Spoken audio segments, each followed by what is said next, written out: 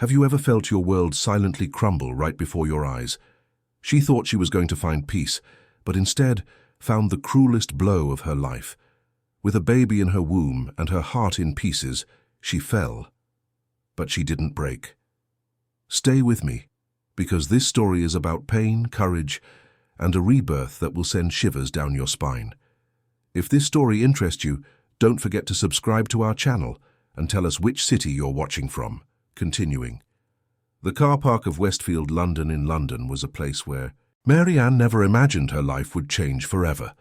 It was an ordinary Tuesday in October, the cloudy sky typical of a London spring, when she received the message that made her leave home even though she was 7 months pregnant. The message was from Olivia, the woman who had destroyed her marriage to Richard. The words seemed carefully chosen, almost too gentle to be true. "We need to talk, Mary Ann. Away from everyone, in a neutral place. I think it's time we put an end to this civilly." Mary Ann reread the message 3 times before replying.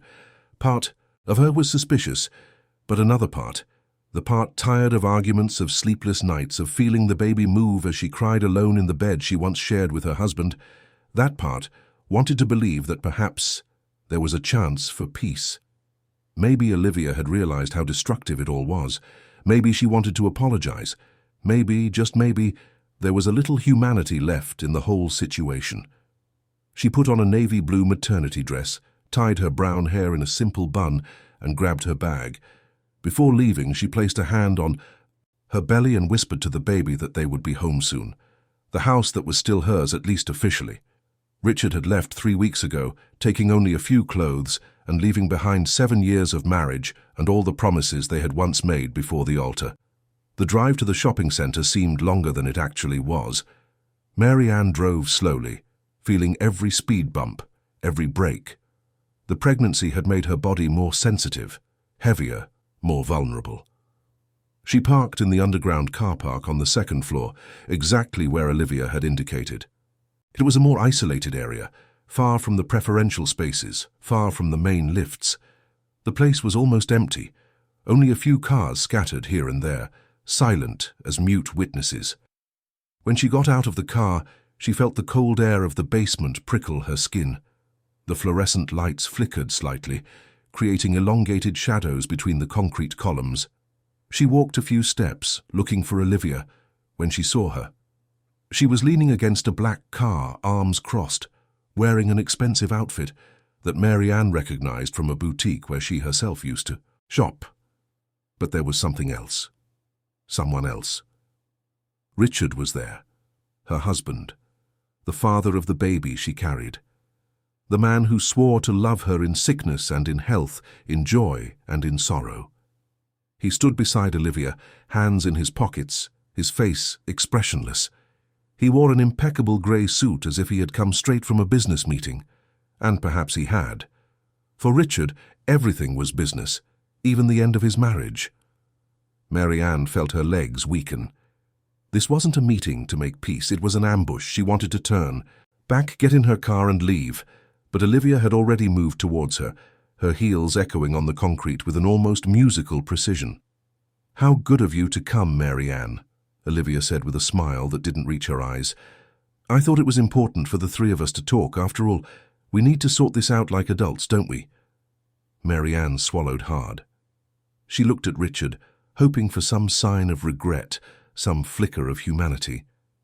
He just watched her, distant, as if she were a stranger, as if that belly didn't carry his own child. "What do you want from me?" Mary Ann asked, trying to keep her voice steady. Olivia took a few steps around her, like someone evaluating an object. "We want you to understand the situation, Mary Ann, to stop playing the victim. Richard and I are together, that's a fact, and you need to accept it and move on." Mary Ann felt rage surge through her chest. "Move on? I'm 7 months pregnant, Olivia. Pregnant with his child. And you think I should just accept that my husband left me for you and move on as if nothing happened?" Olivia rolled her eyes. "Always so dramatic, that's why Richard got tired of you. You're weak, Mary Ann. Always have been. You constantly play the victim, crying in corners, waiting for people to pity you. But guess what? Nobody does, not even him." The words were like daggers. Marianne felt her eyes sting, but she refused to cry in front of them. She wouldn't give them that satisfaction. She looked again at Richard, who remained silent, just watching. How could he stand there doing nothing, listening to all of that and saying nothing? How could he be so cruel? "Richard, are you going to let her talk to me like that? Are you just going to stand there while she humiliates me?" He sighed, as if weary. "Marianne, you need to stop with this melodrama. Olivia is right. You always exaggerate everything. It's always been like this. I've made my decision. I'm divorcing you officially, and I want you out of the house by the end of the week." Marianne felt the ground disappear beneath her feet. "Leave the house." "But it's my house too, Richard.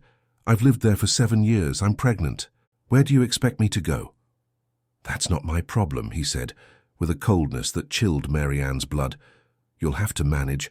I've already spoken to my solicitor. I'm cancelling all cards in your name. You'll no longer have access to the joint account.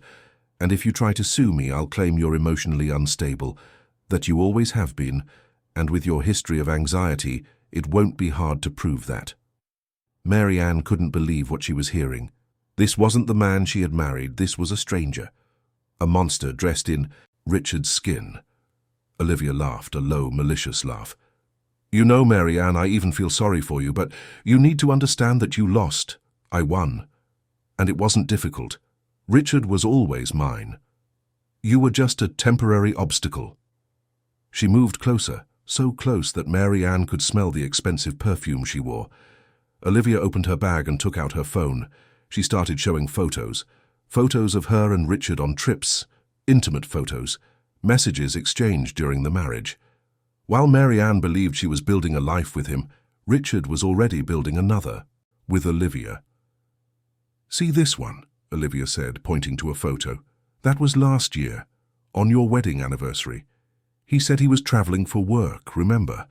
Well, he was with me in Cornwall." Marianne felt the tears finally stream down her face, not from sadness but from rage, from humiliation, from a pain so profound it felt like it was tearing her chest apart. She took a step back, stumbling slightly. Olivia seized the moment and advanced, pushing Marianne hard on the shoulder. "Stop pretending you're fragile," Olivia yelled.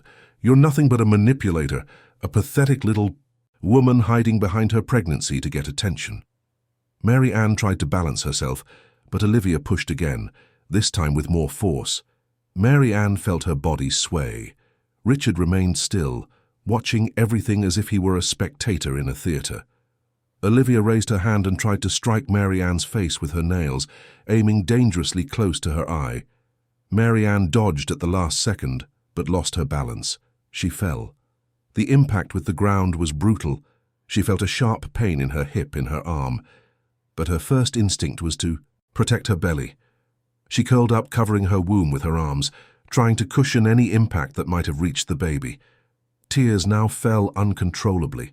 She was on the cold car park floor, alone, humiliated, in pain. Richard finally moved, but not to help her. He approached and stood beside her, looking down.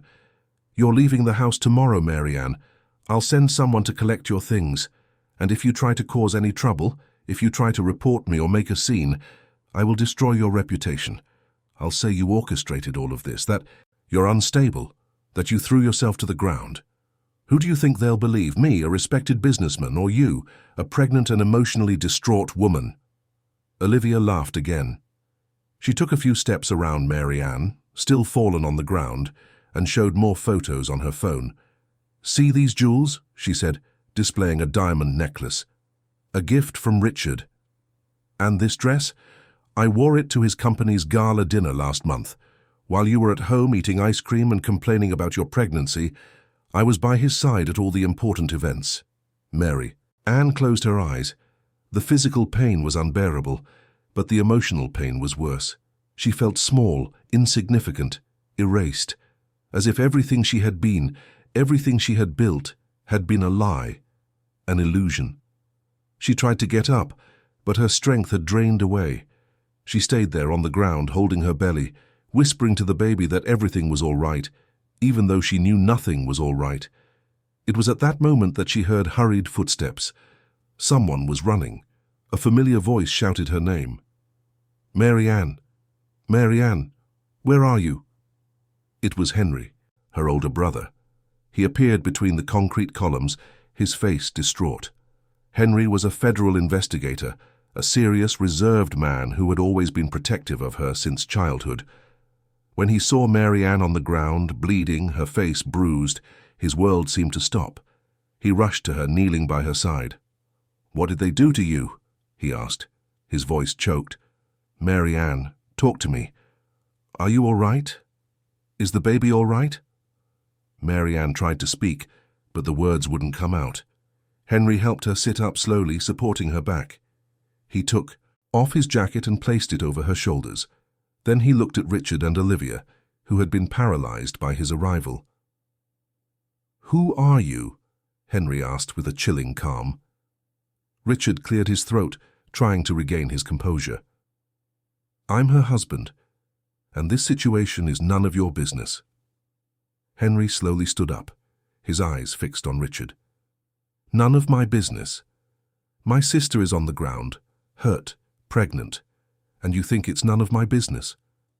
Olivia tried to intervene. She threw herself down. "We were just talking and she started making a scene. You know how dramatic pregnant women are." Henry ignored Olivia. He walked a few steps, observing the surroundings. Then his eyes found something, a small security camera installed high on one of the columns. The red light blinked discreetly. He smiled, a cold, calculated smile. "You know this car park has cameras, don't you?" Richard and Olivia exchanged glances. The confidence they had exuded just minutes before began to crack. Henry took out his phone and called the shopping centre's security office. He identified himself, requested immediate access to the recordings, and asked for security guards to come to the location. In less than 5 minutes, 2 security guards arrived. Henry explained the situation and requested that the footage be preserved. Richard tried to argue, use his influence, offer explanations. But the cameras had captured everything, every push, every threat, every cruel word, every moment of aggression. Olivia began to stammer. "It was just a misunderstanding. She always exaggerates. It was nothing serious. She tripped herself." But the images didn't lie, and Henry knew it. He asked for an ambulance to be called for Mary Ann. While they waited, he held his sister's hand and whispered that everything would be all right, that he would take care of everything, that she wasn't alone. When the ambulance arrived, paramedics assessed Mary Ann. She had abrasions on her face, bruises on her arm and hip, but the baby seemed fine. Nevertheless, she would need to be taken to the hospital for more detailed examinations. Henry went with her in the ambulance, holding her hand the entire time. At the hospital, doctors confirmed that the baby was healthy. Mary Ann had been very lucky. She spent the night admitted for observation. Henry didn't leave the room for a minute. He called their mother, Celia, who lived in Brighton, and immediately set off for London. While Mary Ann rested, Henry began to organize everything. He knew Richard would try to use his influence to suppress the case, but this time he had underestimated his adversary. Henry wasn't just a protective brother. He was a federal investigator with years of experience in complex cases. And he had something Richard didn't imagine: irrefutable proof. The car park footage was copied and safely stored. Henry also discovered that the camera had audio. Everything had been recorded. Every threat, every insult, every confession about cancelling cards, expelling Mary Ann from the house, using her pregnancy against her. Everything was registered. The next morning, Mary Ann woke up with her mother beside her bed. Celia cried upon seeing her daughter's bruised face. Henry explained the situation and what had happened the previous night. Mary Ann listened to everything in silence. Part of her still couldn't believe that Richard had reached this point, that the man she had loved for so long was capable of such cruelty. But there was something different inside her now, a spark of strength that was beginning to glow. She had survived. Her baby had survived, and she wasn't alone. She had her family, she had the truth, and she had proof. Henry sat on the edge of the bed and held her hand. "Mary, I know this is difficult, but you need to be strong now, not for yourself, for your child, and I'll be by your side every step of this journey. We will get justice, I promise." Mary Ann nodded. She looked out the hospital window and saw the sun rising over London. A new day was beginning, and with it, a new chance. A chance to rebuild her life, to free herself from a marriage that had become a prison, to protect her child from a father who didn't deserve that title. Meanwhile, somewhere in the city, Richard and Olivia were beginning to realize the gravity of the situation. The shopping center security guards had reported that the footage would be handed over to the authorities. Richard tried to use his contacts to interfere, but discovered that the case was already in Henry's hands. And when he researched who Henry was, he felt a chill down his spine. Federal investigator, specialist in corporate crimes and fraud, a man not easily intimidated. Olivia, in turn, began to panic. She hadn't imagined things would reach this point. She thought she could humiliate Mary Ann and get away with it, but now there was proof. There were witnesses. There were consequences. Back at the hospital, Mary Ann was discharged in the late afternoon. Henry took her to her mother's house in Brighton.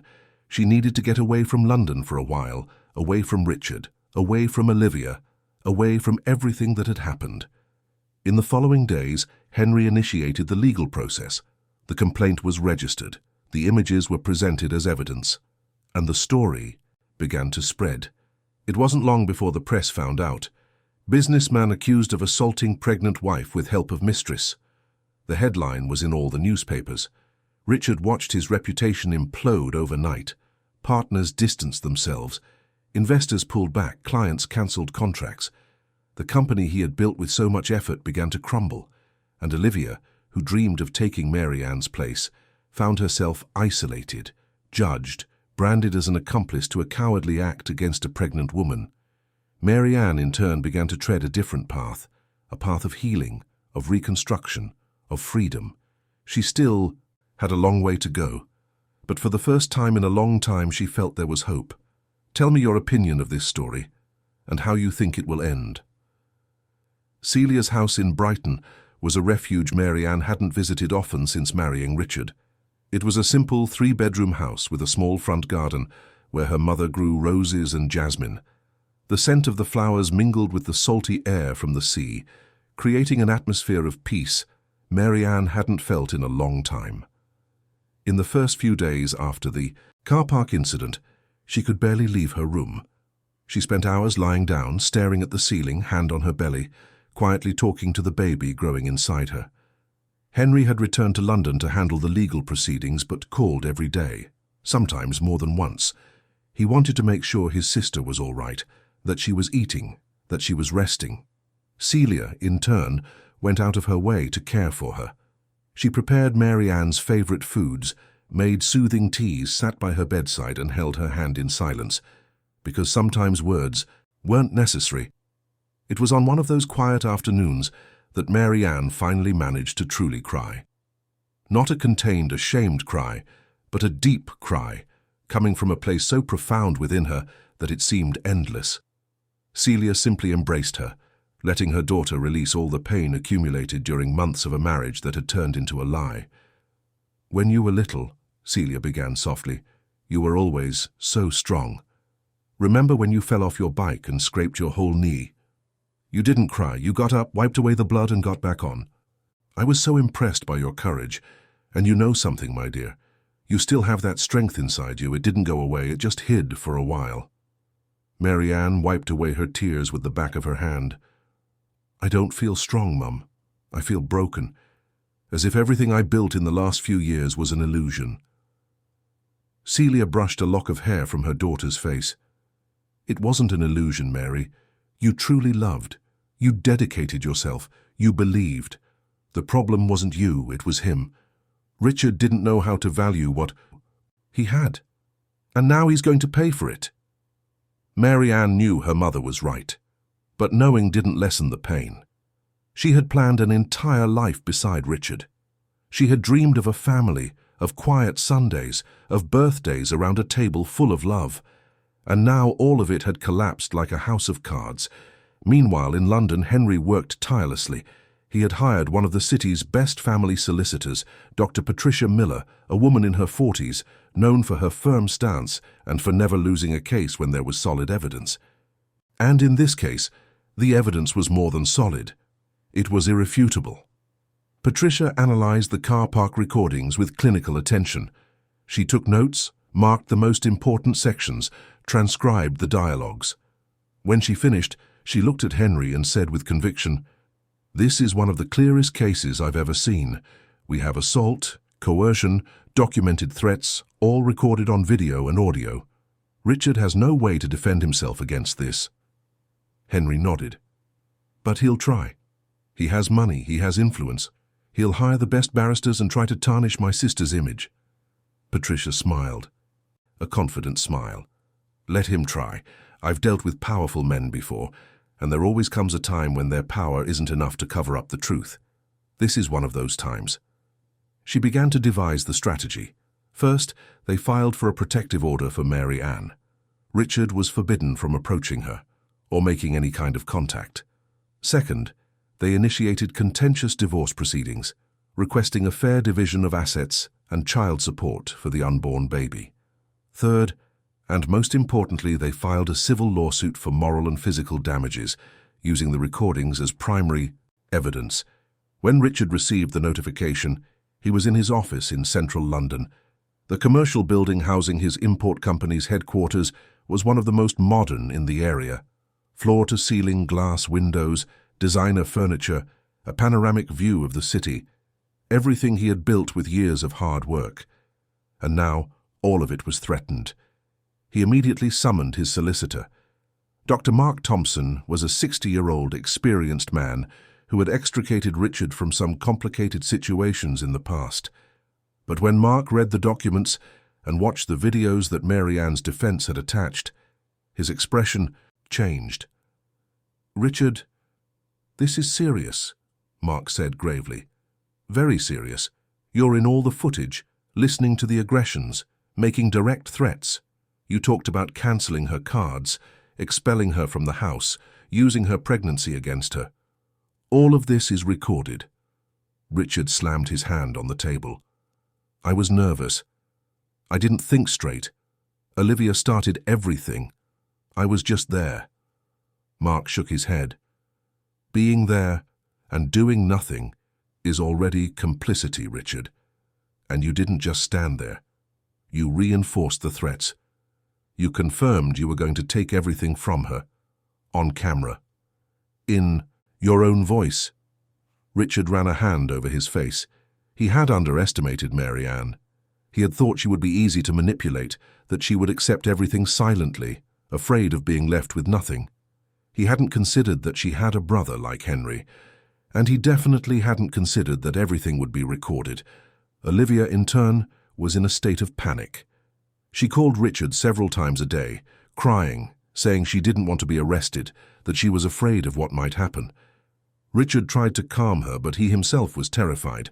His company was already beginning to feel the effects of the scandal. 2 major clients had cancelled contracts.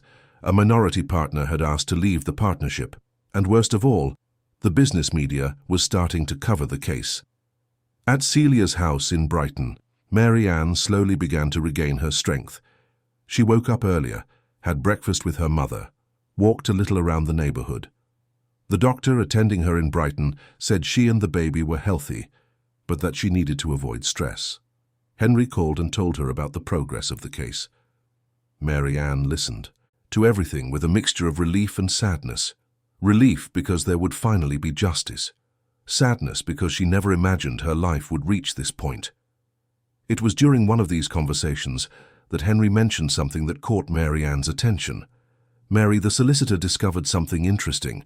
Richard transferred a significant amount of money from the company account to a personal account about 6 months ago, and coincidentally, Olivia opened a luxury clothing store exactly around that time. Mary Ann felt her blood boil. So he was using company money, money that was half hers too, as she was a minority shareholder, to finance his mistress's ventures. The betrayal wasn't just emotional, it was financial too. Henry continued, "Patricia is investigating this. If we can prove that he diverted company funds to benefit Olivia, that complicates his situation even further.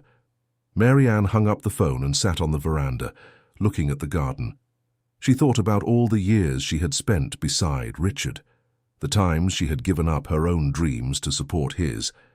She had left a good job at an advertising agency to help him set up the company in its early years. She worked for free, handling the administrative side, while he focused on sales. And when the company finally started making a profit, he convinced her to accept a small stake, saying she didn't need to worry about numbers, that he would take care of everything. Now she realized she had been manipulated from the beginning. Richard always had control of everything, of the finances, the decisions, even her dreams, and when he grew tired, he simply discarded her as if she were an object that no longer had any use. But Mary Ann was no longer that woman. Something had changed inside her in that cold car park. When she was on the ground, protecting her belly, she had made a silent promise to her child. She promised she would be strong, that she would fight, that she would never again allow anyone to make her feel small or invisible. Back in London, Patricia's investigation advanced rapidly. She discovered that Richard's transfers to Olivia were not isolated. There were at least 10 suspicious transactions in the last 8 months. Jewelry, trips, the shop's rent, all paid with money that should have stayed in the company. Patricia brought in a forensic accountant to conduct a full audit of the company's finances. And the more they investigated, the more irregularities they found. Richard tried to block the audit, claiming that confidential company information could not be exposed. But Patricia argued that as Mary Ann was a partner, she had the right to know where the money was going, and the judge agreed. The audit was authorized. When the first reports began to arrive, it became clear that Richard had used the company as his personal account for years. He paid private expenses with company money, diverted profits, and under-invoiced receipts. The audit revealed a much larger scheme than Patricia had initially imagined. Henry brought the information to Mary Ann personally. He travelled to Brighton and sat with her on the veranda. "Mary, this is bigger than we imagined. Richard wasn't just being unfaithful. He was committing financial fraud. And since you're a partner in the company, you could also be implicated if we don't act fast." Mary Ann felt her heart race. Implicated? But I didn't know anything about this. I trusted him. Henry held her hand. I know. And that's exactly why we need to act. Patricia has already filed a request for you to be considered a victim of the fraud as well, since Richard withheld information from you. But we need you to cooperate with the investigation. We need everything you have, emails, documents, anything that proves you had no knowledge of his activities. Mary Ann thought for a moment. She had years of saved emails. Conversations where Richard said she didn't need to worry about the company's details. Documents he asked her to sign without properly explaining what they were. All of this could help prove her innocence. "I'll help," she said with determination. "I'll give you everything you need. Richard has deceived me for too long. I won't let him destroy my life and drag me down with him." Henry smiled. "That's the Mary I know. Strong, determined, courageous." In the following weeks, Mary Ann worked with Patricia and Henry to gather all the evidence. She went through years of emails, signed documents, recorded conversations.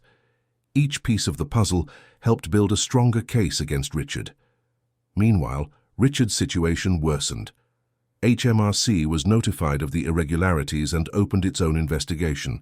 His partners, upon discovering what he had done, activated their own solicitors and began to distance themselves from him. The company Richard had built was crumbling, and he had no one to blame but himself.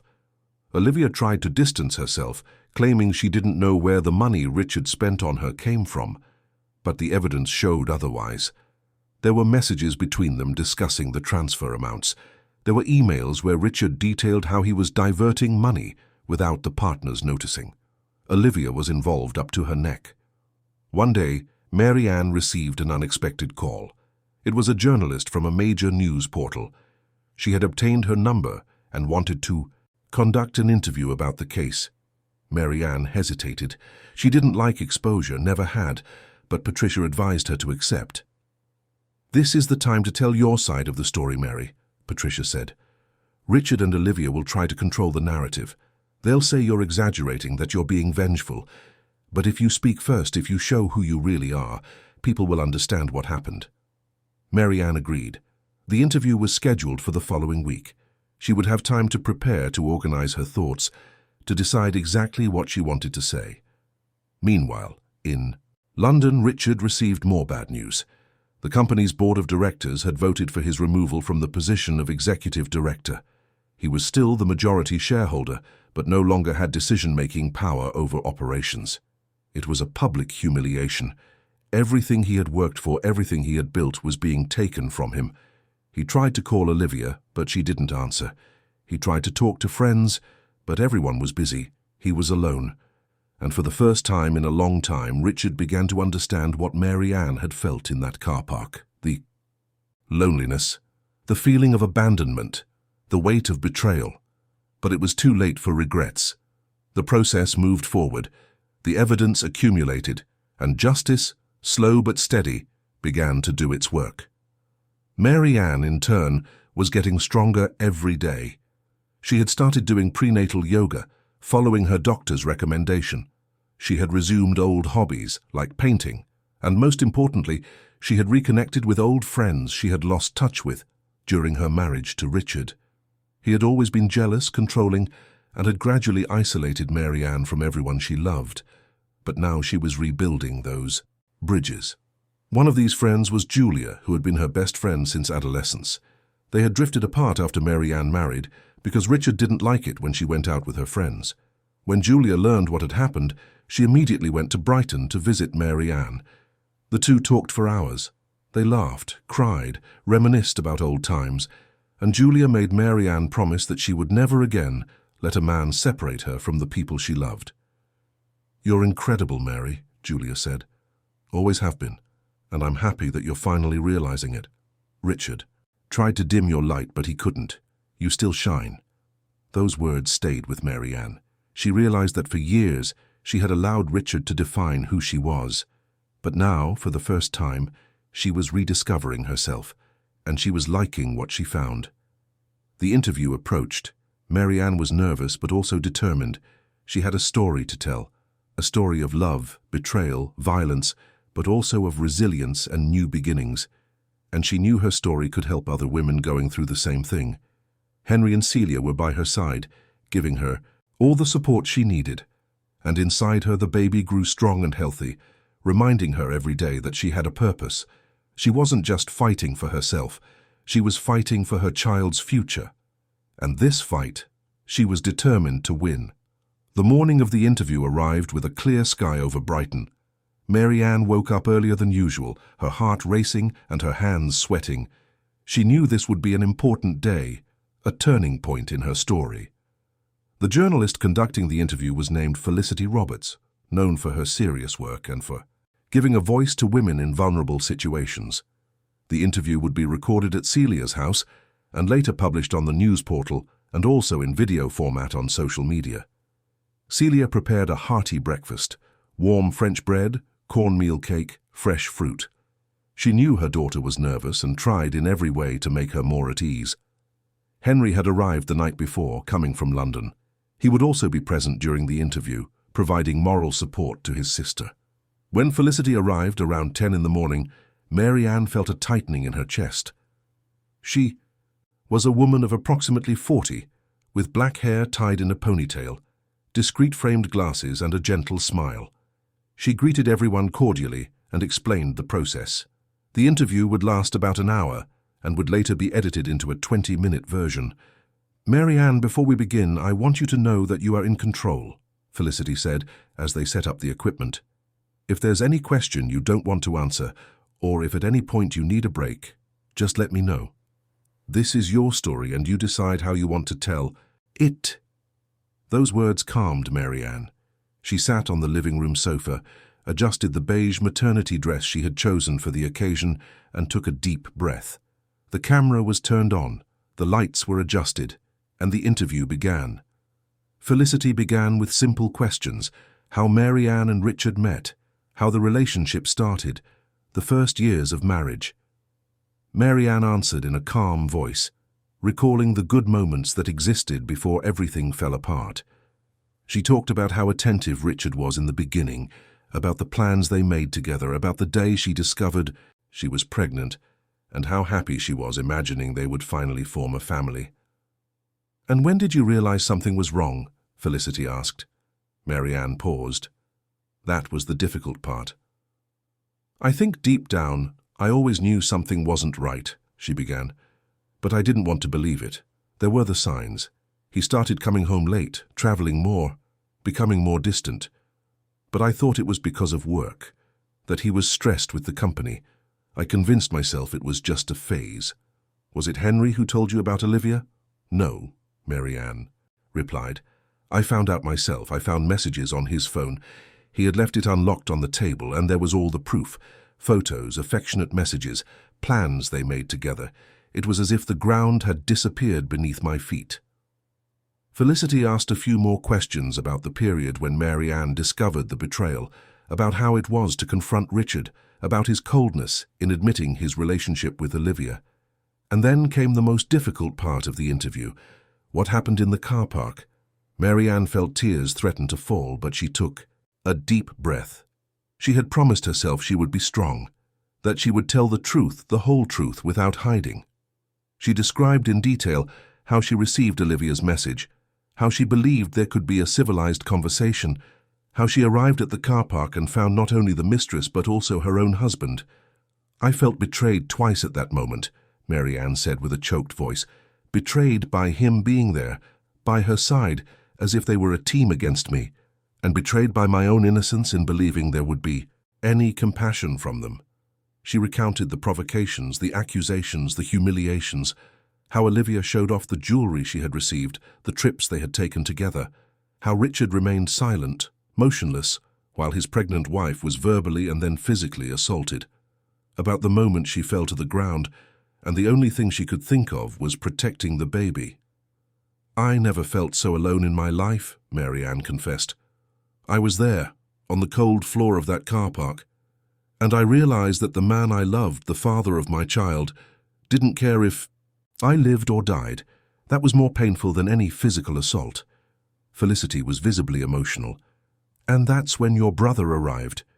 "Yes," Marianne confirmed. "Henry saved me that day, not just physically but emotionally. He showed me that I wasn't alone, that there were people who cared about me, that my life had value." The interview continued for a few more minutes. Felicity asked about the legal process, about the evidence that had been found, about how Marianne was coping with everything. And then she asked the final question. "What would you like to say to other women who might be going through similar situations?" Marianne looked directly into the camera. "I would like to say that you are not alone, that even when it seems like the whole world is against you, there are still people who care. There is still justice. There is still hope. And most importantly, you are stronger than you imagine. I discovered a strength within me that I didn't know existed, and if I could do it, you can too. Don't be afraid to ask for help. Don't be ashamed to report it. Your life is worth more than any abusive relationship." When the camera was turned off, Felicity embraced Marianne. "You are very brave," she said. "Your story will touch many lives. I'm sure of it." The interview aired 3 days later. The impact was immediate. Within hours, the video had millions of views. Social media exploded with comments of support for Marianne. Hashtags like "We Stay Strong Marianne" and "We Justice for Marianne" began appearing everywhere. Women from all over the UK shared their own stories of abusive relationships, inspired by Marianne's courage in exposing what she had lived through. But not all reactions were positive.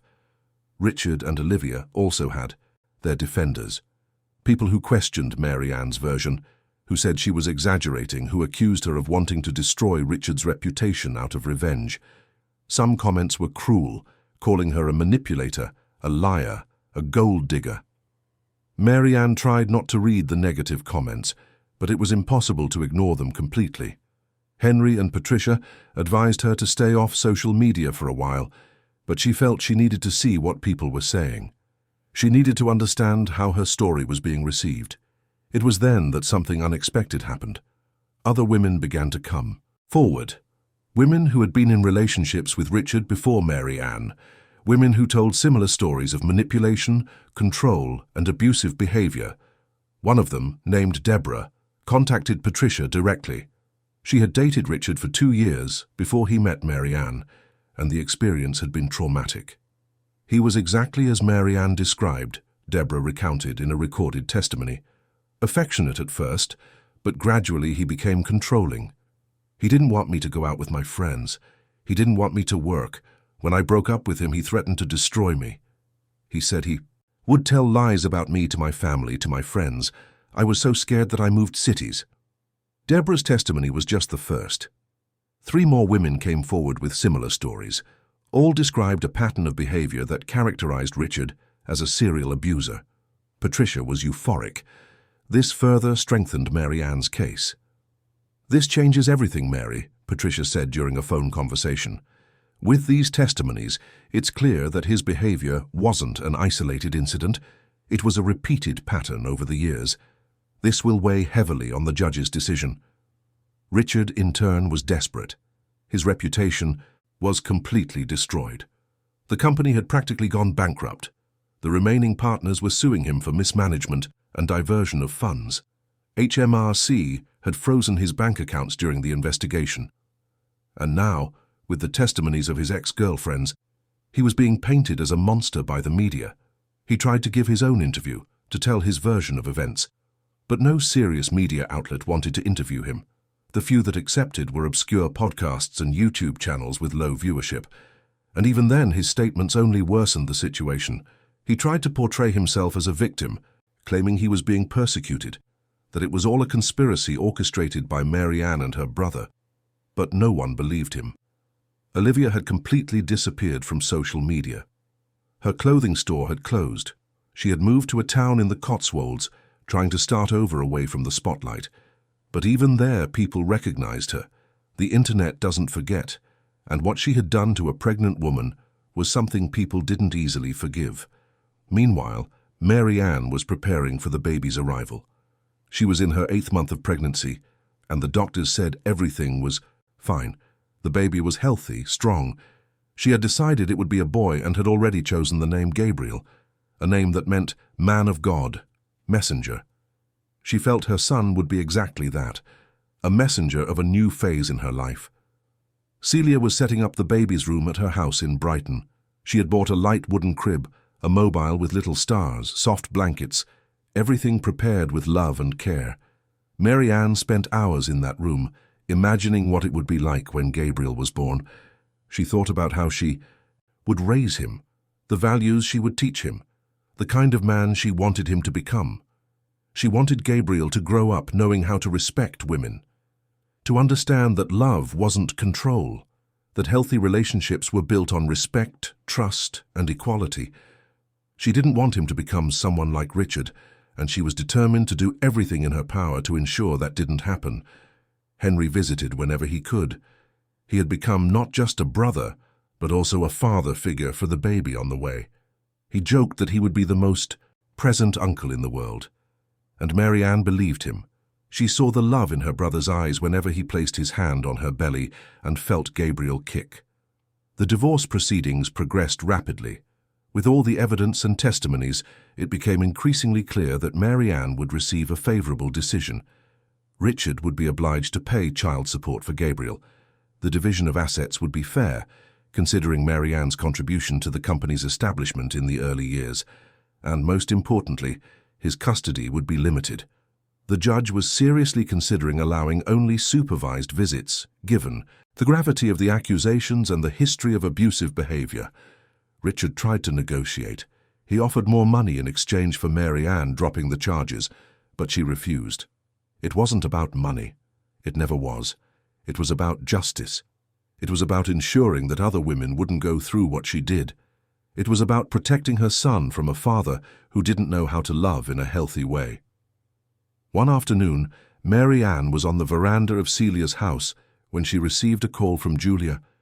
Her friend had become a constant presence in her life again, visiting whenever possible and talking for hours on the phone. "Mary, have you seen the news?" Julia asked excitedly. "What news?" Richard's company just declared bankruptcy. The partners managed to prove he embezzled millions. He's being criminally investigated. He could go to jail, Mary."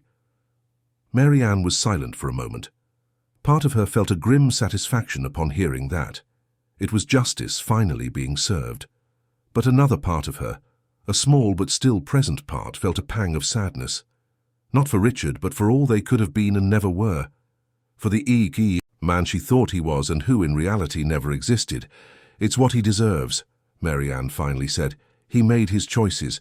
Now he has to face the consequences." After hanging up, Mary Ann thought about how her life had changed in such a short time.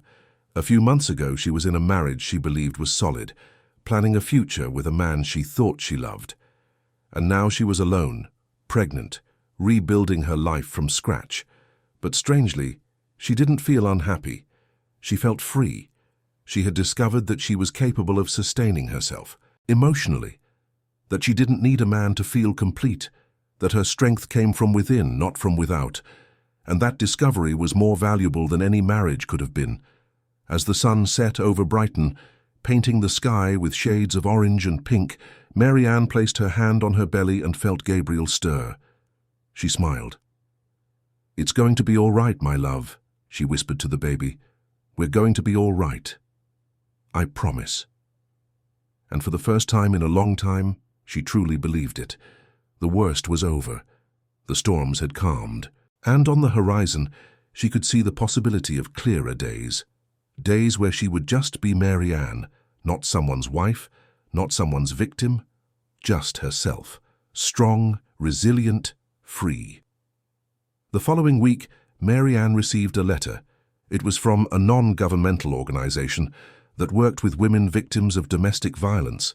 They had seen her interview and wanted to invite her to be an ambassador for the cause, to use her story to help other women, to show that it was possible to leave abusive relationships and rebuild one's life.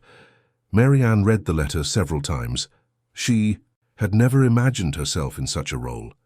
She had never thought her pain could transform into something greater, something that could help other people. But the more she thought about it, the more the idea made sense. She called Henry and told him about the invitation. "What do you think?" she asked. "I think you were born for this, Mary," Henry replied without hesitation. "You have a powerful story, and if you feel comfortable sharing it, you can make an enormous difference in the lives of many women." Mary Ann decided to accept, but first she needed to focus on one thing: Gabriel's arrival. There was only 1 month left. 1 month until she held her son in her arms for the first time. 1 month until her new life officially began. And she could barely wait. Meanwhile, in London, Richard faced the reality of his actions. He had lost everything. His company, his money, his reputation, his freedom. He was facing criminal and civil lawsuits and a federal investigation. Olivia had completely broken off with him, claiming she too had been a victim of his lies. He was alone, exactly as he had left Mary Ann in that car park months ago. The difference was that Mary Ann had found the strength to get up. She had found support, love, purpose. Richard, on the other hand, had dug a hole so deep he could no longer see the light of day. And that was the true justice. Not just the legal proceedings, but the fact that while he sank, Mary Ann rose. While he lost everything, she found herself. And so, with the end of her pregnancy approaching, Mary Ann prepared not just to be a mother, but to be the best version of herself. A version forged in pain, tempered by suffering, but one that had emerged stronger, wiser, more resilient. A survivor in every sense of the word. The month of December arrived, bringing with it the intense warmth and the promise of new beginnings. Mary Ann was in her last week of pregnancy, her belly huge, her feet swollen, but her heart full of anticipation. Celia didn't leave her side for a minute, attentive to any sign that labor might begin. Henry had taken time off work to be present for his nephew's birth. Everything was prepared, the hospital bag packed, the baby's room decorated. All that remained was for Gabriel to decide it was time to meet the world. It was on a Saturday morning just after breakfast that Mary Ann felt the first contraction. It was different from the Braxton Hicks contractions she had felt in recent weeks. This one was stronger, more intense, more real. She called Celia, who immediately sprang into action with the efficiency of someone who had been through it twice before.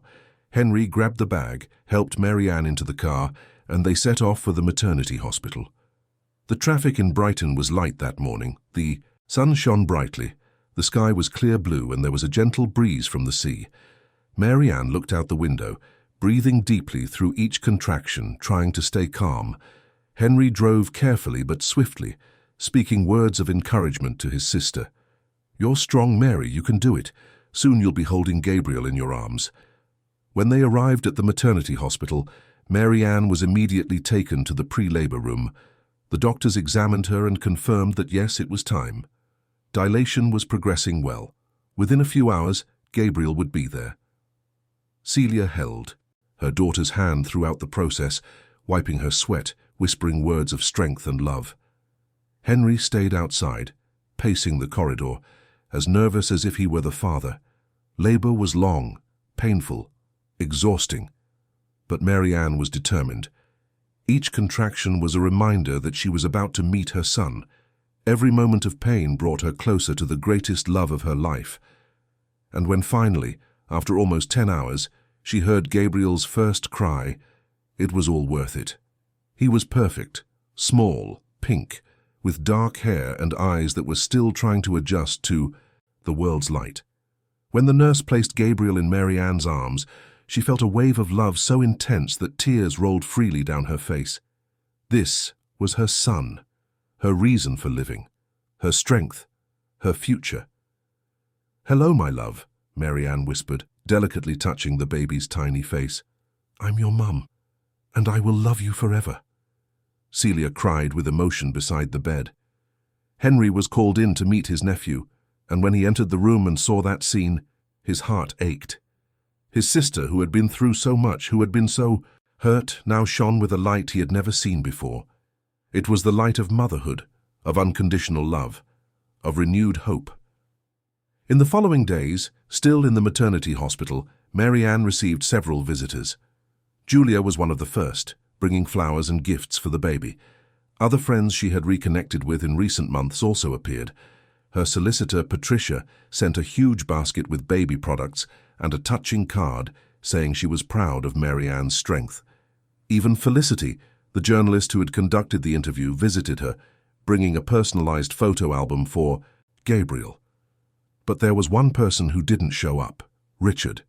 He didn't call, didn't message, showed no interest in meeting his son. Patricia had informed him of the birth, as legally required, but he simply ignored it. For Mary Ann, it was both painful and liberating. Painful because Gabriel deserved to have a present father. Liberating because she wouldn't have to deal with Richard at such a special moment. When she was discharged, Mary Ann took Gabriel to Celia's house. The room was perfect, decorated with all the love in the world. In the first few days, she barely slept, waking at every little noise the baby made, making sure he was all right. Celia helped her with everything, teaching her the secrets only grandmothers know about how to calm a crying baby, how to breastfeed correctly, how to bathe without fear. Henry became the most dedicated uncle anyone could imagine. He came every weekend, spent hours holding Gabriel, singing off-key lullabies that made Mary Ann laugh. He bought clothes, toys, children's books. He was determined to be a positive male presence in his nephew's life, a figure who would compensate for the father's absence. Meanwhile, in London, Richard's life continued to crumble. The criminal proceedings for embezzlement and tax fraud progressed. His solicitors tried to negotiate settlements, but HMRC was unyielding. The evidence was too solid. He would have to answer for the crimes he committed. The possibility of imprisonment was real and increasingly close. Olivia had tried to completely distance herself from the situation, but she too was being investigated for complicity. The money Richard had used to open her shop was considered proceeds of crime. She could lose everything and still face legal repercussions. The glamorous life she had built at the expense of Mary Ann's suffering had turned into a nightmare. 2 months after Gabriel's birth, Mary Ann received the news she had been waiting for. The divorce had been finalized. She was legally free from Richard. The division of assets was favorable to her. considering her participation in the company and all the suffering caused. She would receive a significant amount as compensation for moral damages, in addition to child support for Gabriel. As for custody, the judge ruled that Richard could only see his son through supervised visits, given the seriousness of the accusations and his behavior throughout the process. Richard tried to appeal the decision, but his appeals were denied. Justice had spoken, and this time his money and influence were not enough to change the verdict. He would have to learn to live with the consequences of his actions. Mary Ann, in turn, began to plan her future. She decided to accept the invitation from the non-governmental organization to be an ambassador for the cause of women victims of violence. She began participating in lectures, telling her story in schools, universities, corporate events. Each time she spoke, she saw in the eyes of other women recognition, identification, hope. Her story was making a difference. It was saving lives. One of the most striking lectures took place at a university in London. There were over 300 people in the audience. Mary Ann stepped onto the stage with Gabriel in her arms, already 4 months old, chubby and smiling. She told her story from beginning to end. She spared no details. She spoke about the betrayal, about the humiliation, about the violence she suffered, but she also spoke about the strength she found, about the importance of reporting abuse, about how it's possible to rebuild one's life even when everything seems lost. When she finished, the audience rose in a standing ovation that lasted several minutes. Mary Ann had tears in her eyes. Several women approached afterwards to tell their own stories, to thank her for having the courage to speak. Some said Mary Ann's story had inspired them to leave abusive relationships. Others said they had finally found the strength to report abusers. It was at that moment that Mary Ann realized all the suffering she had endured had a greater purpose. She hadn't lived through all that in vain. Her pain was transforming into healing for others. And that gave new meaning to everything. Henry was in the audience that day, and when he saw his sister being applauded, he felt immense pride. She had become a completely different woman from the one he had found fallen in the car park months ago. She had transformed into a voice for the silenced, a light for those in darkness, living proof that it is possible to survive and thrive after trauma. As the months passed, Mary Ann's life acquired a new routine. She moved from her mother's house to a small but cozy apartment in Brighton near the beach. It was a complete fresh start, a space that was just hers and Gabriel's, a place with no bad memories, no ghosts of the past. Only future. She began working as a communications consultant for non-governmental organizations, using her previous experience in advertising. The work was flexible, allowing her to care for Gabriel and still contribute financially to their livelihood. The child support she received from Richard helped, but she made a point of not depending solely on it. She wanted to prove to herself that she was capable of supporting herself. Gabriel grew quickly. At 6 months old, he could already sit up by himself, gave contagious giggles and lit up any room with his smile. He was Mary Ann's reason for waking up every day with the will to fight. When she looked at her son, she saw not just a baby, but a promise, the promise of a better future, of a love that doesn't hurt, of healthy and respectful relationships. One day, Mary Ann received an unexpected letter. It was from a publishing house. They had followed her story in the media and wanted to propose that she write a book telling her journey from marriage to rebirth, a book that could inspire and help thousands of women across the entire UK. Mary Ann was in shock. She had never thought about writing a book, but the more she reflected on the idea, the more it made sense. She had a lot to say, many lessons learned, much wisdom gained through pain, and if that could be transformed into something tangible, something people could take home and consult in difficult times, it would be wonderful. She accepted the proposal. In the following months, while caring for Gabriel, she wrote. She wrote late at night when the baby slept. She wrote early in the morning before he woke up. She wrote about every moment, every emotion, every lesson learned. It was a painful process sometimes, reliving all of that on paper, but it was also cathartic, therapeutic, transformative. The book was launched a year after Gabriel's birth. The title was simple but powerful, Reborn, the story of how I survived the worst and found my strength. The launch was an emotional event, with hundreds of people present. Mary Ann read some excerpts, answered questions, autographed copies. Celia and Henry were there, proud, supporting her as always. The book became a bestseller. It entered the bestseller list within weeks. Mary Ann began receiving messages from all over the country, women thanking her, sharing their stories, saying the book had changed their lives. It was more than she could have imagined. While Mary Ann ascended, Richard sank deeper and deeper. He had been sentenced in the first instance to 6 years in prison for tax fraud and embezzlement. He was appealing the decision, but the prospects were not good. His company had completely gone bankrupt. He had lost everything he built, and worst of all, he had lost the right to watch his own son grow up. There was a moment when Richard tried to reach out. He called Mary Ann through his solicitor, asking to see Gabriel. He said he had changed, that he was remorseful, that he wanted to be a present father. But Mary Ann talked with Patricia and Henry and decided it wasn't the right time. Richard first needed to prove he had truly changed. He needed to undergo therapy, take responsibility for his actions, demonstrate through actions, not just words, that it was safe to be near his son. For now, the supervised visits, established by the judge, would be the maximum allowed. And even then, Richard rarely showed up. It was as if having to see his son in a supervised environment hurt his ego so much that he preferred simply not to go.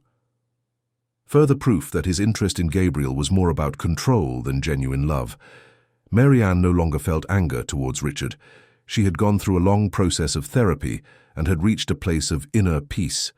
She understood that hurt people, that Richard probably had his own unhealed wounds. This didn't excuse what he had done, but it helped her release the weight of resentment. She didn't want to carry that burden for the rest of her life. On a sunny Sunday afternoon, Mary Ann was at the beach with Gabriel. He was 1 year and 3 months old now, already walking with help and loved playing in the sand. Celia and Henry were with them, having a picnic. It was a simple scene, but full of love. Gabriel laughed as the waves wet his tiny feet. Mary Ann looked at him and felt gratitude for every moment. "You know, Mary," Henry said as they ate sandwiches, "I keep thinking about how incredible you are. Look at everything you've been through. Look at where you are now. You've become an inspiration to thousands of people." Mary Ann smiled. "I didn't do anything extraordinary, Henry. I just survived. I just chose not to let what happened define who I am." "But that's exactly what's incredible," he replied. "Many people go through trauma and get stuck in it forever. You used yours to grow, to help other people. That's very special." Celia wiped away a tear. "I always knew you were strong, my daughter. Ever since you were little. But you've even surpassed my expectations. I'm so proud of you." Mary Ann hugged her mother. "I wouldn't have made it without you two. You were my safe harbor when I thought I was going to drown. You reminded me of who I really am when I had forgotten." At that moment, with the sun setting over the sea, with Gabriel playing in the sand, with her family around her, Mary Ann felt she had finally arrived at the place where she was always meant to be. It wasn't a perfect place. There were still challenges, still difficult days, but it was a place of peace, of love, of freedom.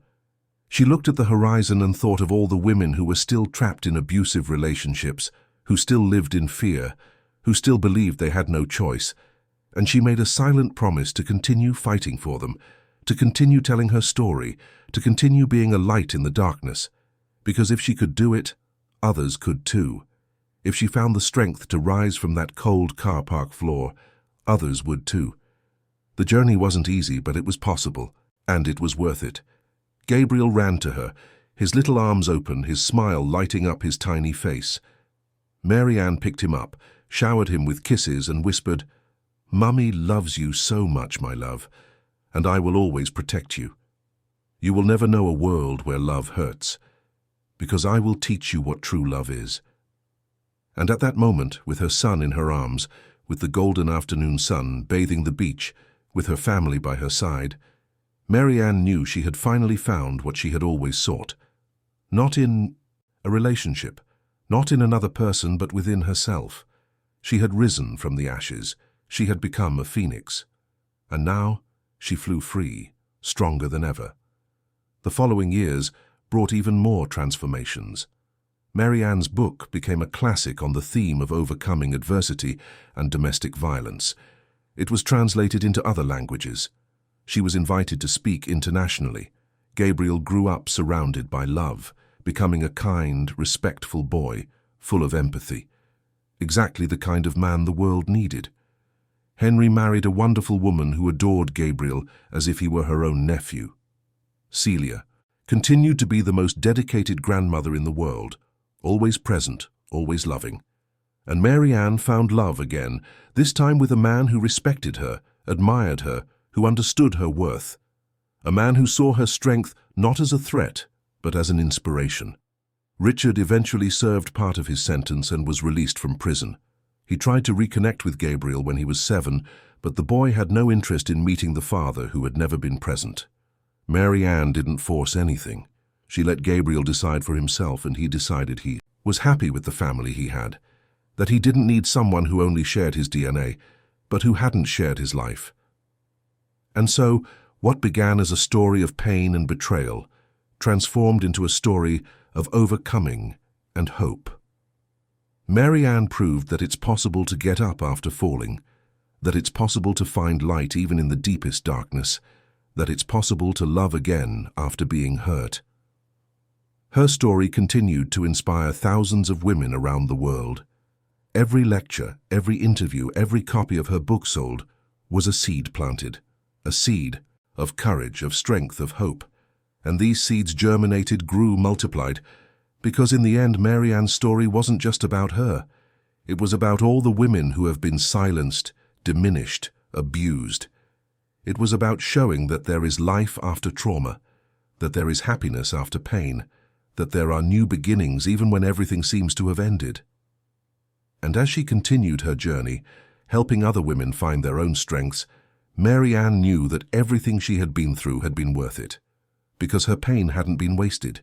It had been transformed. It had become purpose. It had become hope.